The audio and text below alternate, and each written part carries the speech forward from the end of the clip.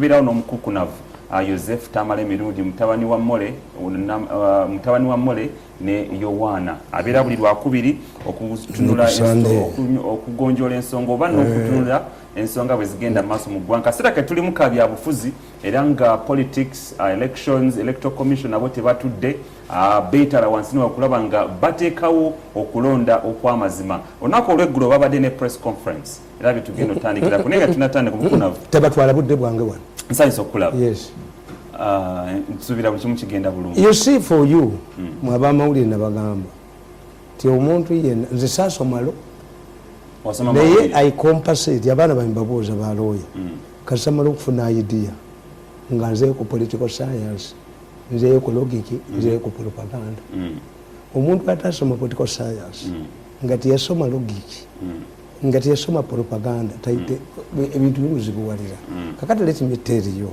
all of these problems originate from one thing nti bo ba mafia era nkubuuza tulwanyisa Bobi Wine oba mafia hawonyewe tera akasera ke tuli muka are we fighting Bobi Wine Tamale Mirundi are we fighting the opposition wiki ya kubiri ya campaigns presidential candidates 10 bali mukutalaga bitundu by'eggwanga ebyenjawulo oba noonyo obululu tukimanyi nti COVID-19 yakyaliwo crowd abantu abagobera bwenna abesimbyewo bayitirivu nnyo nnyo eggulo electoral commission yatuuzizza temuteekako byabwe kumalya budde ate biriiko ebyo olunaku lw'eggulo electoral commission yatudde n'abo candidates 11 ne representatives baabwe abamugabo ne balemeddwa okukkaanya nga bagamba nti tebasobola kukola campaigns nga tebasinkanye bantu tuli mu kiseera kya COVID-19 electoral commission yayise ebiragiro negamba abantu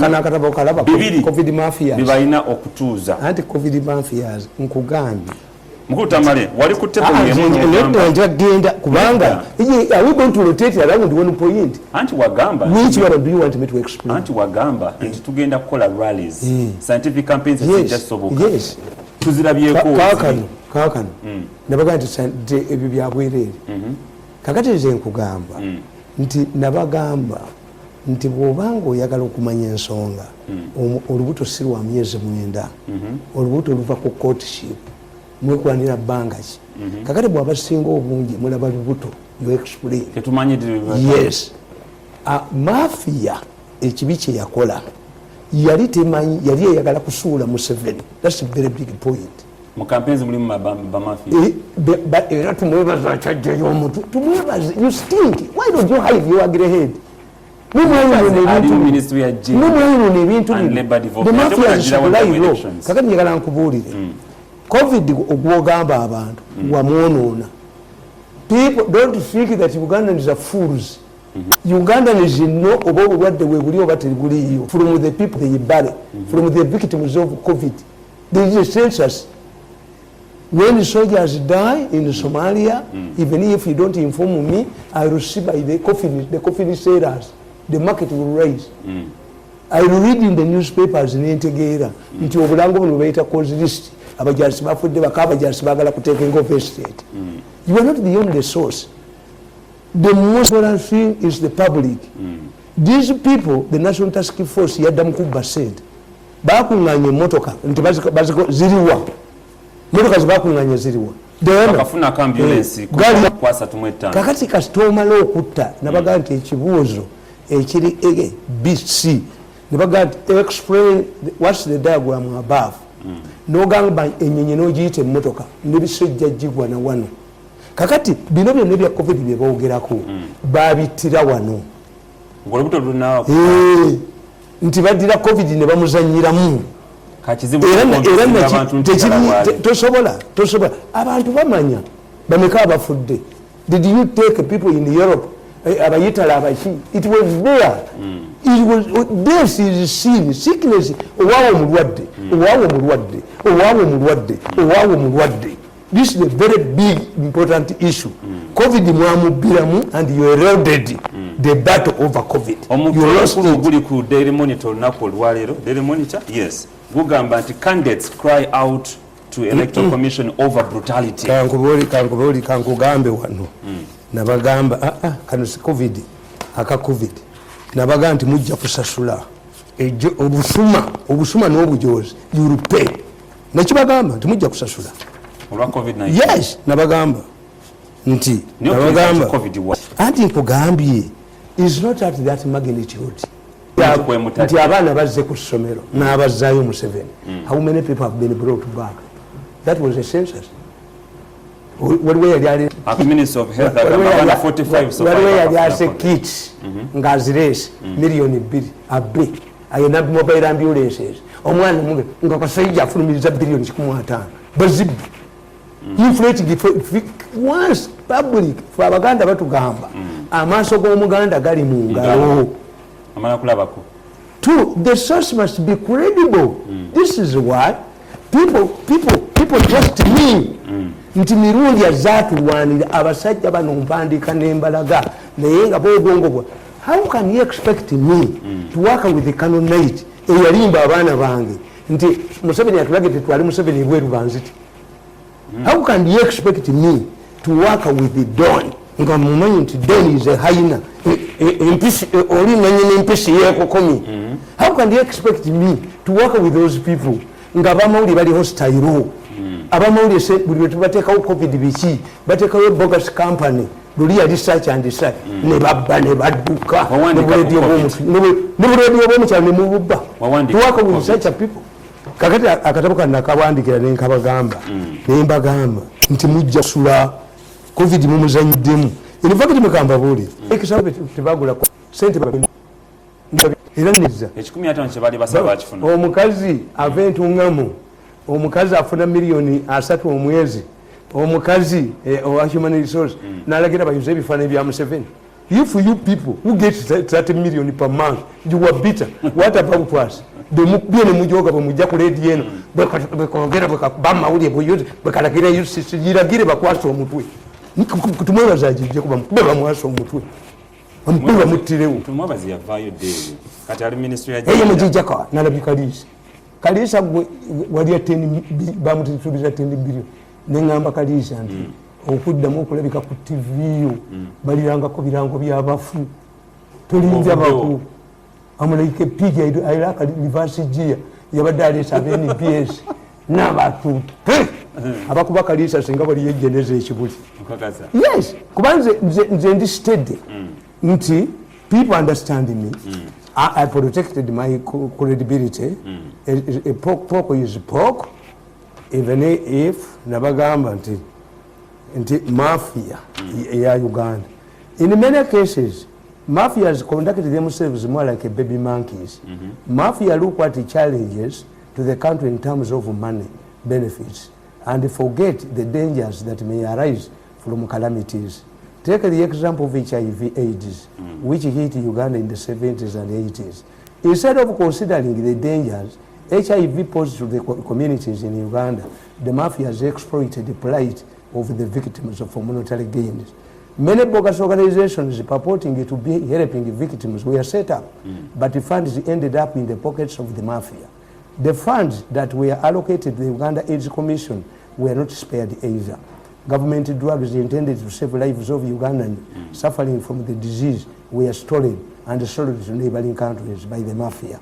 Furthermore, Uganda hosted an international conference on refugees where almost $1 billion was raised, but not spared by the corrupt mafia. The number of refugees were inflated and the money was stolen. Okumanya basajja bano era bakwatayo omunyampi omusoga. Sente bazi $1 billion raised here. Nebwocha obunankani bw'abaana bonna mu kisenyi obusapulayinga obuwunga tebavuganya obusuma bwe batuula bwe batyo. In the recent invasion of locusts in East Africa, and despite the destruction and the threats the locusts posed to the countries, the mafia looked at the invasion as an opportunity to steal money. Unlike mafia groups operating in other countries, the Ugandan mafia has several unique features that include the following. The mafias have a strong foothold in the government. The mafias have control over the media, especially Kanagisi's empire.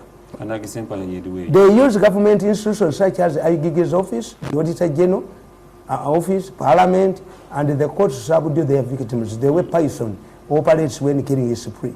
mafias bombard their victims with the negative newspaper articles and deny them an opportunity to defend. So what role are they playing in this election? Anti nkubuulira nti ekibalema era nakiwandiikako muno nti harmonize what you need to do nalabula electoral commission nze bwe nkugambanga ekigambo tokiddangamu nakugamba opposition eyo ejja kuva mu kalulu bajja kava mbakabalekere n'okuba kino nti abasajja balinda kono this one and you have a media team because a strong media team would be to monitor. You get people who matter in media institutions. You get people tumukunde abasinga nalabye jonga new monitor alaze crowd ngadde crowd ya Bobi Wine yagisazemu esaidi ajiwadde tumukunde ngaba abaje wote mukunde kati kitegeeza Museveni is facing a hostile media. Why? Emukuba abantu bebabya abamawulire sente bazibba banyivu lekaledi yakomukyalo ne bakabba omusajja we bagire ku covid yagamba buli kaledi okafuneyo dole wabaawo omujozi saabajozi n'ateekako ka kampuni ke search and search sente ne badduka nazo. This is a politics from the media or a controlled media. If these people withdraw today, electoral commission yagaana okuyita by European observers. Does he know what it means? Are they not present? Anabayita twabalabanga bachalira buli political party. Anti okubayita to observe elections. You must invite them. If you don't invite them, what are you hiding? And at what stage? So there's something fishy. Electoral commission nayo bagitikkamu abantu baabwe abatalizo ninga. Nze tamale. Olutalo kati nze nkulya ne gamba. Nti ebyo nabyogerako nabiwandiikako. Ne nkugamba nti nakugamba nti what needs to change mu elections are you right akatabo kaddika wakawandika ngonteeka nabana Friday July abadinza okubba sente badduke the grabbers 2020 pork is a pork whatever form you put it. A good Muslim does not eat pork. Nakugamba what needs to change, we all need to agree on the following. We should agree that the opposition is not interested in election because you already know the outcome.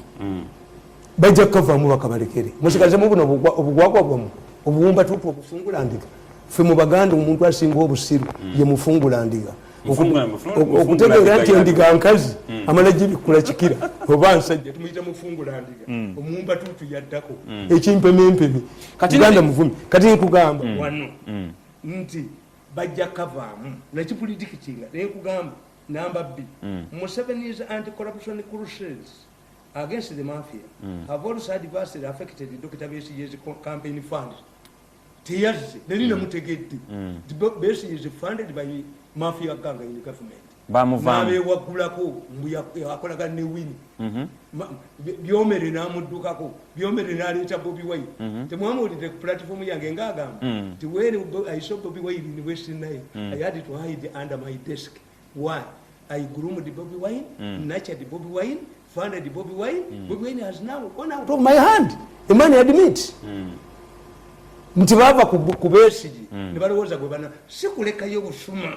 Mulekayo obusuma n'obujoze ekizibu kyammwe busuma na bujoze bagira bati ne basuma bagira bati ne bajoga kakati nkugamba nti Museveni namubala nti corruption agirwanyisiza Besigye ajja kuvaamu era taliimu nekituukirira.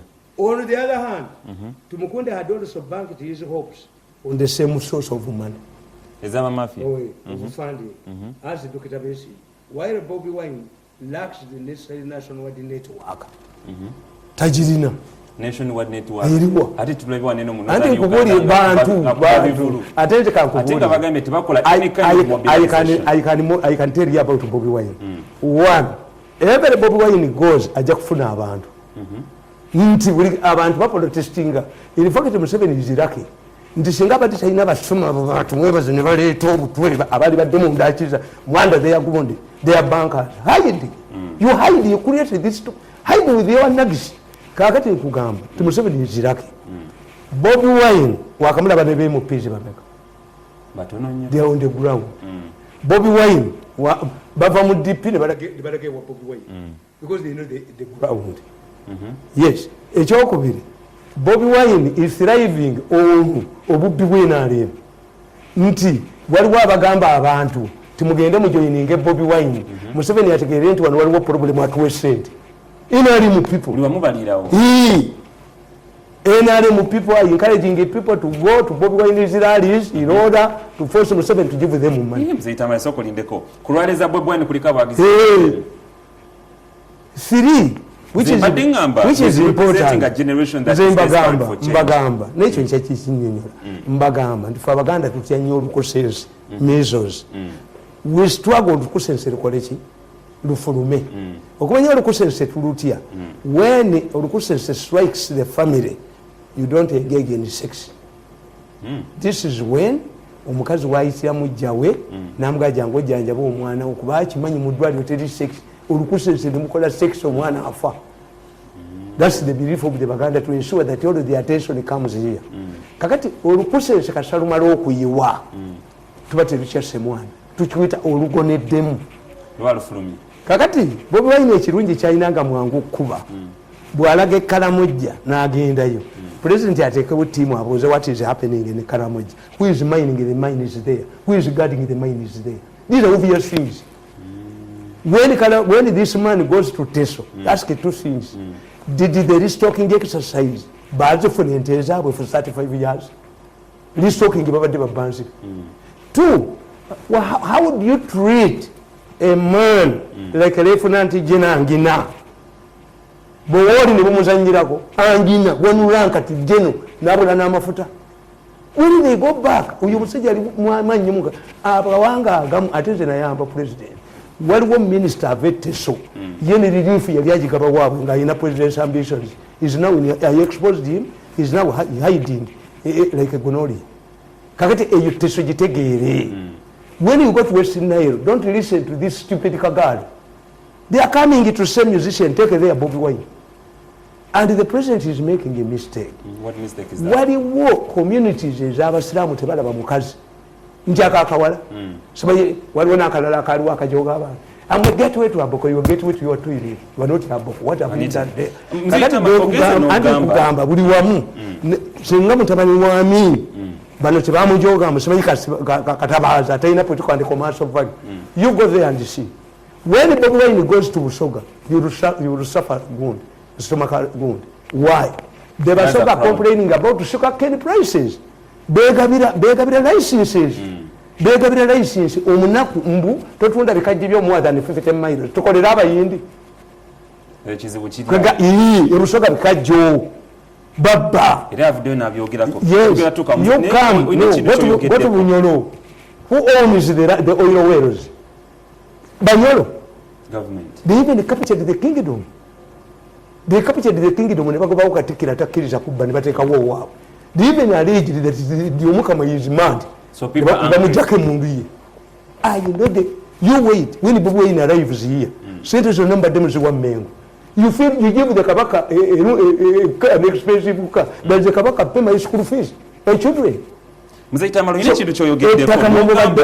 Mugobi abantu mutaka mubyo musolo mutikomezaba nogamba nti akalukano opposition bagenda cover what is going to propel them cover anti kyenkubulira bakabalekere musigale mubuno bumba tutu wao no abali mukalutu bamanyi buno bufungulo ndiko bwabo obuti bwine kye bulimu nti babusigale mboka tukimanyi waliteeka nikirizibwa sokuyinde katono agenda kunyonyola basoko olinde wano nakugamba nti nobody Mao has successfully frustrated the efforts of the likes of Segbonan Medad to take over the leadership of DP, which would facilitate an alliance with the Bobi Wine's people power. Finally, the NRM MPs who had expected to ride on Museveni's back are in dilemma as the voters are angry with them for the flopped move to extend their term by 2 years. Therefore, Museveni's biggest challenge with the scientific elections looming is the entrenched mafia gang. They cannot accept scientific elections because it denies them an opportunity to steal the billions they have always been stealing during elections.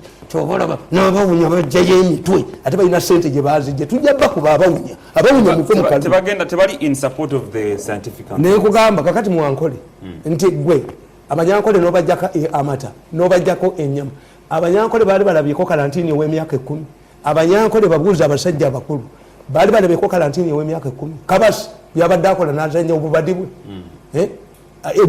eddiba lyente ligula sente mmeka so literally the region all regions yes, people are angry. Yes, people are angry.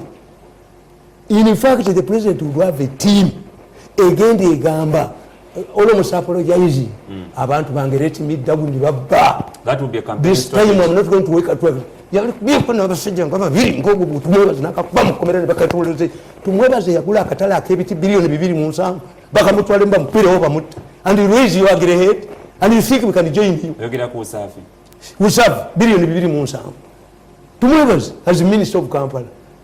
By the time tumwebaze came to Kampala nga minister Museveni besi yatuwangula n'obululu 1400 mu Kampala mu 2017 nga tumwebaze ne mubba taxi ne muleeta basi ne mujooga abantu ne mbajjako emirimu ne mulumba obutale mu bbe mutunde ettaka besi yatuwanguziza obululu emitwalo 17 mu Kampala from 400 era bakugamba nga ate nze ekinnuma babuuzanga president Your Excellency, what is your comment about Musi? I wish I had done. If one Musi caused a defeat of 170 mitwalo 17, what if the president had 100 Musi?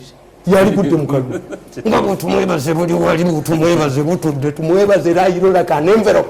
Bantu bajja kukwari insight abantu bakube. Going back to elections. Therefore, with the scientific elections, it means no funds will be allocated to campaign task force. In fact,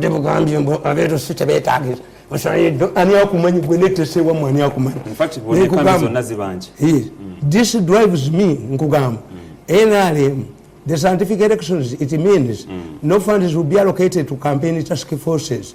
The money will be sent directly to local level structures of NRM, such as LCs. I don't see the mafias who have been pocketing this money accepting this. What about the security forces who have been getting billions to oversee elections? Can they accept it to lose? Nsobongo wanakiri kasitola banga nkuzaddemu omwana kati ewamu mufunye omugezi wano kitange yawasa mu family ngezi naffe tuli bagezi genius bwenkubalira ekintu nenkubalira bwenti n'ogaana kabaka weddemu abo tebangi okane bwe bagatta obwongo bwabwe bwonna katulinde kino kyogamba nti bagenda kuvaamu.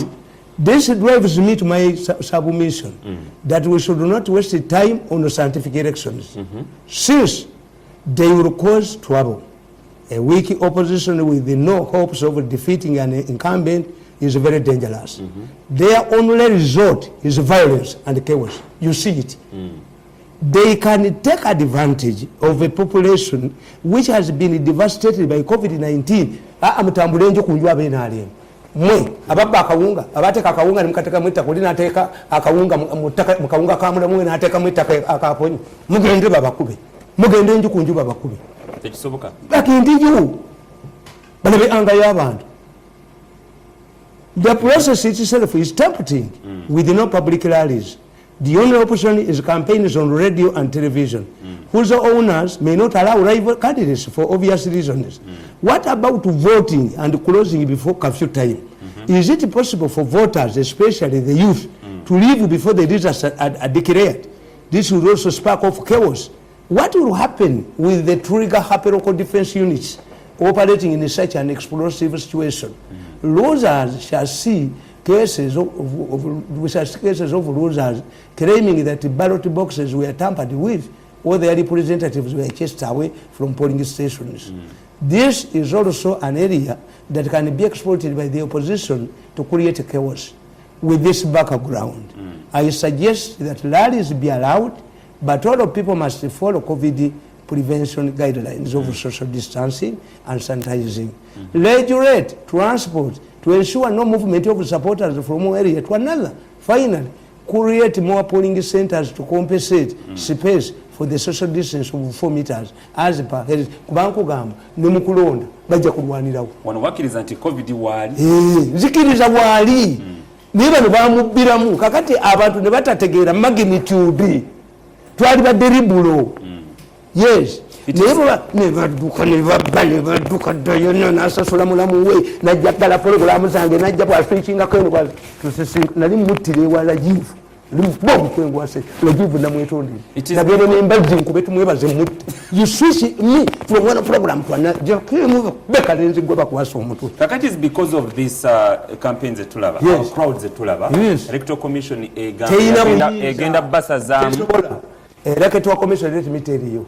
Electoral Commission, and I wonder how a judge, a retired judge, who can be Chief Justice, because you have only 10 years there. For Abaganda Batugamba, when your husband does not leave money for firewood, don't insert your fingers to cook food. Electoral Commission comes when? Does it participate? Kakati Electoral Commission, they have to disqualify a nominated candidate. Let the judge quote the law. It would be a President Diana, Najao Minister in charge of Health, Najao National Task Force, Ata Tambula Nabaka. Netufunayo a new group that can convince Ugandans. COVID is still around. Kakati Zinkugamba, Tinzibimbanko in number, Sukola ABC. Are we going to see an upsurge of COVID cases after 14 days in those areas where people have divide where they have converged? Museveni is national doctor, the doctors, Dr. Mwanje, they are about to discover a vaccine. A vaccine, you cannot produce a needle. You produce a vaccine. Tuina chira, together producing a motor government. You were paying back. Literally, you don't believe in it. That we can produce anything in this country. President yakwata bilioni mukaaga. Nazuwa musajja mamita Sembeguya. Nesiko ya Marozeta Kesembabula alunde embuzi enjeru ziriwa. Ono omukyala simanyi mukyalani. Tiyakola akawunga kamatoke. Where is it? Tell me. So literally chogamba twali tewali bano babbi project and they are lucky because Museveni is still around. Abana mwana yambozeza. You see, it is good to have children. Give them freedom and they are intelligent. Ate mutya nnyo no Bobi Wine. Omutira ddala. Amugumutya. Bali mubenje, bali mubiriti. Bali mubiriti sebo. Nayodde bali n'omutuusa. Kakati akola bibye bajja musiba. Namuwirira ne mutuusa mu university gwavume. Bajja mu.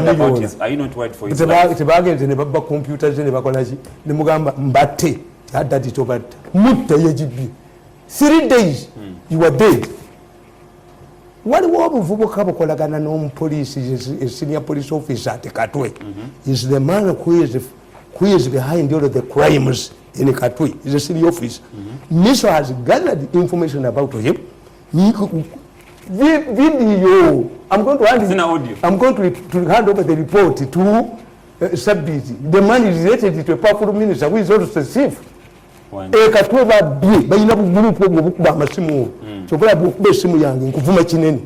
Yes. Bukuba amasimu, bukuba amasimu ekiro. They are behind, the man is behind those boys ababa sente ku masimu. Alumbero simu. Ati anapu representative mutwali wa Sabiti bakaba mu Sabiti mutereko video. Sindiyo huyo. All the evidence. Yes. Kakati nkugamba. Nti for one good thing about political science. A month, President Haina ample time. Abasajja buno go back to your bankers. So when I was sick, omwana nge yafumbirwa. Nembaga bane ogenda kumbaga y'omwana wange nga mfaanana bwenti. Attention will move from the wedding to your condition. My elder brother, you go and represent me. There are times bwe muyinza okuddira omulalu ne mumuteeka ewantu. Ne musiba. Ababbi bano baali badde tebajja kwejjayo omutwe bwe kati bwina ssente gye buzijja waliwo omuntu abufandinga. We must be relevant to Museveni. No, the time to be relevant to Museveni mwagyonoona. You have incited the whole country. So therefore nze kyembagamba nti ebintu bino tuli ku lubuto kotishe bwetulemi nti Bobi Wine is not Bobi Wine. Yavamba mikono gy'abantu. Naye ekirungi kye tulina nti yafuumudde enfuufu we can explain. Tulina maje. You see all countries that have but what is your all take? Governments abantu ze bakubye ne bazijjawo teziyina maje tezi amenity ofa wa amini gummanyi bulungi to amenity yayina maje amenity musei totia this they have come to say musician take their Bobby Wine take their baby cool take their kusasa and see for olukusense luyiye we must be very lucky we must start checking where the rain started beating us. Go to Bunyolo, who are owning the oil wells. Are they Bunyolo? A reading Bunyolo, Kalisa, was sacked by that mafia group, but Besant Zamafuta. Always the president was praising this man. We discovered this oil because of this. Bamu Jau, Nebaleta, Umvuka, Naya Jiwangi Ngakaba, Bamutani. Na yeye ja nga bumubye go bumwenda bumubye onyanyi no muntu okumulinga lofuyo omugadi dubye byewa mu otiyo muntu bajagwasa mzee Tamale baba bagobe mukalulu. How do you explain police brutality mukalulu kaneno ejo bavuddeyo ne bagamba police ngeita mu IGP Ochola yagambye nti abo naba DPCs abatakoze mulimo gwabwe abatuna obutunuzi nga crowd zijja agenda bakwata kono. What you don't know, how do you explain that brutality? Twine ekintu bakiyita reverse psychology. Nakigamba abantu nti bwe tugenderwa kitula president n'aleeta abantu ne balambula iti yalowooza nti ayagala bakole balime. But one can pose a question. President yalina amaka eggomba nga tebali developed. Kakati oyinza okusanga nga bitterness bagenzi ati balina bitterness bannange batubadda bali balina nesola balina nabaki. This is why Obote yakuba Buganda. Obote yategeera nti tujja kubeera ne Ugandans a developed Buganda and like in East, West Germany, East Italy, North Ngaga, South Njavu, Nigeria. So Obote was aware kankube Buganda njikoleji njimalewo tubakwate. Kakati nakino bwekiri simple kana akaluke kali the simplest. Bobby Wine is a weak man, has no structures. Lukusense lukulaze luvuddeyo. You have a man. Tell these simmering people whose record is stink more than a depositing corpse to lie low. Jaja aboogera ndikakati mmwe Bobby Wine yalina abakumbi baba police balaba crowds ne babuulira bannaabwe omusajja temumuzanyirako bano bamumukuma babuulira bannaabwe. That's why n'abantu babalaba police officer naye a police officer will continue working for anybody. Abantu abagumu nze nkubuulire ab'opposition abo bayina gundi balina psychological warfare. Bagenda ne bagamba taata wange ndi okimanyi nti baleeta abanyankole ffe tuva wa Museveni entezi ziri kalabu yadduse asomba nteze. My father panicked. Kakati eyo panic eri mu bapoliisi. Abapoliisi babbinya abo ba DPC balina amayumba bali criminal ngona ali ekatwe. He's a criminal. How you a criminal man? You surrender him to go. Kakati nabo batya Bobby Wine balaba egundi balina smartphones balaba ki. They are panicking. Kubanga toyinza kugamba nti ono ekifaananyi ekiraba n'owa mawulire waali baali babakkirizawo mu kifaananyi kino n'ekiraga ensi ekifulumira mu lupapula lwa mawulire kitegeeza bulaba bonna bakyusa batunudde and I think they were scared. Balinga bategeka okudduka naye nga balaba mobu evaawa ne bakugaa nti Bobby Wine we yategekedde okuba abakubye ekimooni n'alukuba wano. Yes. So olinga agamba nti tugenda kudda ku prediction yo y'okugamba nti rally zigenda kubibwa. They will force him. But disqualifying. Electoral Commission has no powers under the law to disqualify. Agenda akisome omulamuzi oyo. Kubanga bwe babaga bakola amateeka gano bwe bagakola nankabira okulya ssente ku Museveni nankabira okokasa gitwala mu State House na tebalina logic nti what we are doing is to harmonize the Healthy Law Act with the Election Act. Byetuliko kati logically how can you harmonize the law that allows people to gather to address rallies because rallies are inseparable. Two, abantu abamu kasa bamala okukikola. Tanzania mwafugulya bigaana byonna. Are we seeing alarming numbers in Tanzania?